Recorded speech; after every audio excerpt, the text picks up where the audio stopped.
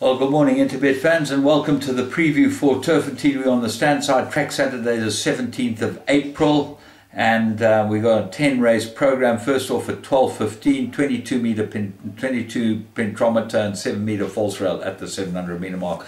Apologies for the late uploads, but we have terrible Wi-Fi problems into the place I've moved, and cuts out, and we don't get the program uploaded, and we just got to try and find a new system, but we'll try and get this one done. And remember, if you don't get this, go onto Interbet, because there is a recording that is done of this preview on Interbet on their podcast. So if you're an Interbet subscriber, you can go and listen to the podcast. You go into the sports section, the horse racing section, and it says podcast, and you listen to the podcast.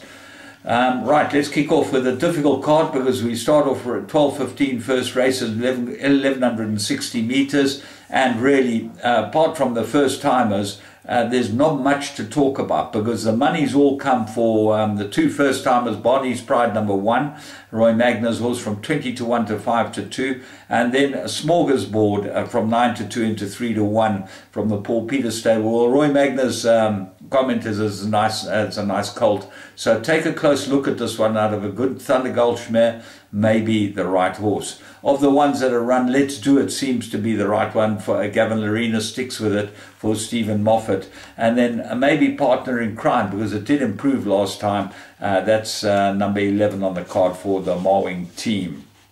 And then number 16, Candace Dawson, nice, may need the experience. Star Aglow, have a good look at the good, give me the good night, green light filly, and as out of a Jetmaster man, she's quite a good mare too. So let's have a close look at Diane Stanger's nice, may need the run, and then the usual rubbish from the other comments, except Paul Matchett, he said that his horse needs the run.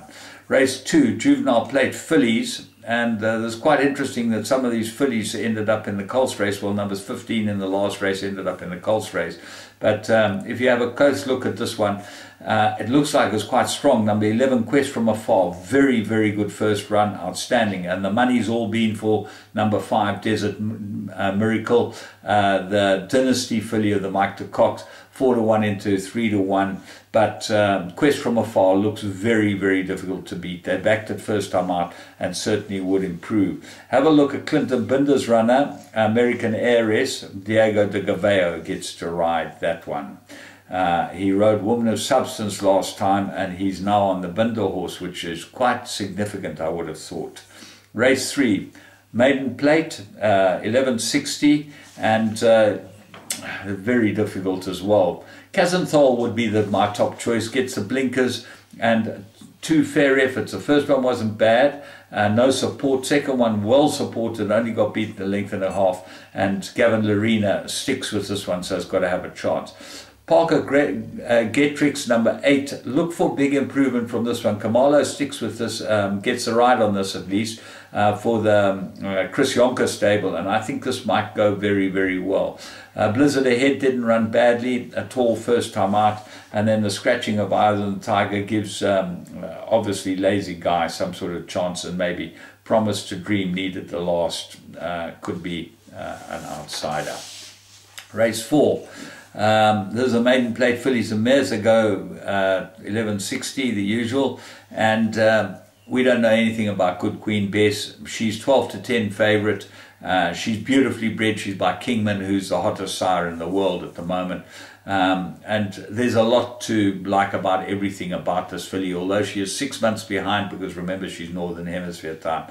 So what can win it of the ones that we've run? Maybe Talladega, from the Sean Terry stables, got some form. Dragon Queen improved last time out for Paul Peter and Warren Kennedy. The rest don't look like they're at the races, but these are the type of races where you suddenly throw up something that really shouldn't be able to win. Good Queen Bess should be the right horse. Wait for it to go down before you take your pick sixes and see if there's follow through for her.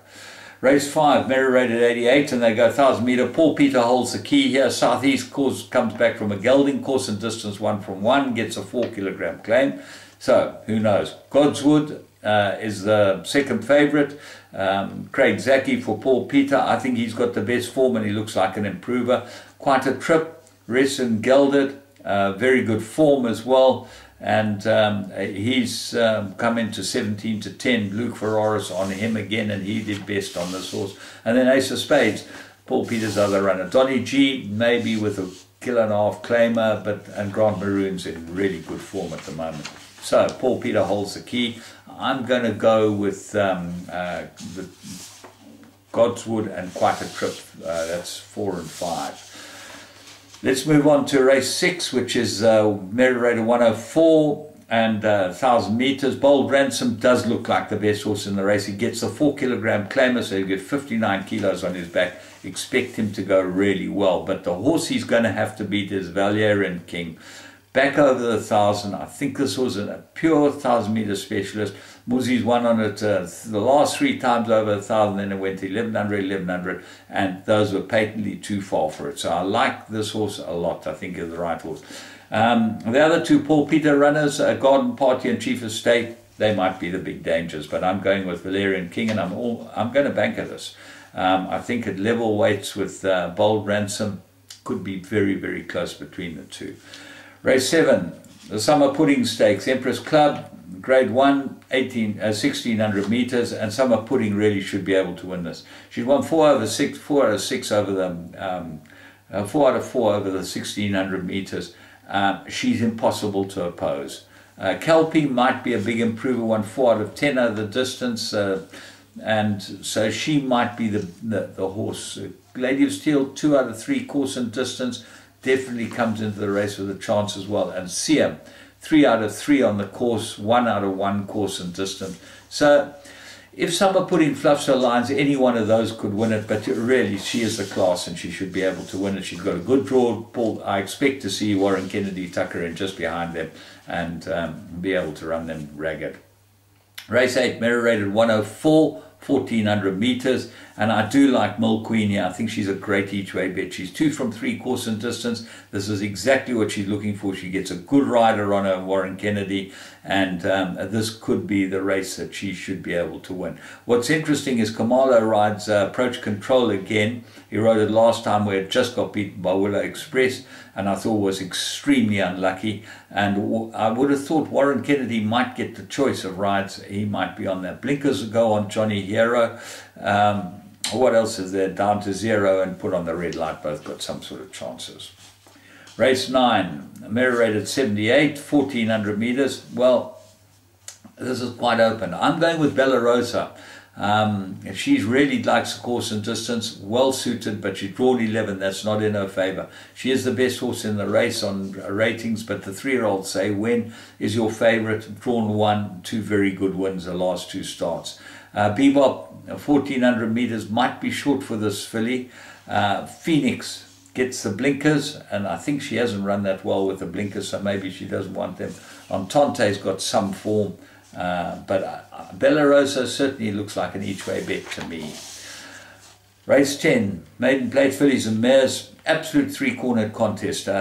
Just Judy gets the blinkers. I went for her last time. She was very disappointing down the Val Straight. She's back to Turffontein where she might be at her best. And Waishong Marwing jumps on her for the Aussies. That's the old crew. They get together, have a very close look at it. There might be very big value at 4 to 1 in this one.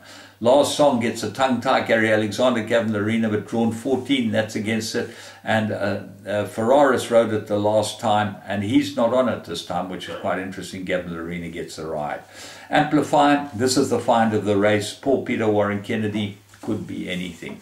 As I say, let's hope we can get this all up for you. And if not, go on to the Interbet site and you'll be able to listen to this podcast under their podcast system. And I will do my best to get the Wi-Fi sorted out. But remember, you can bet and play on all the matches that are being played today, soccer, rugby and cricket. And you can bet on their live games. They've got some fantastic live games. From me, James Goodman, till tomorrow, have a good start to the weekend.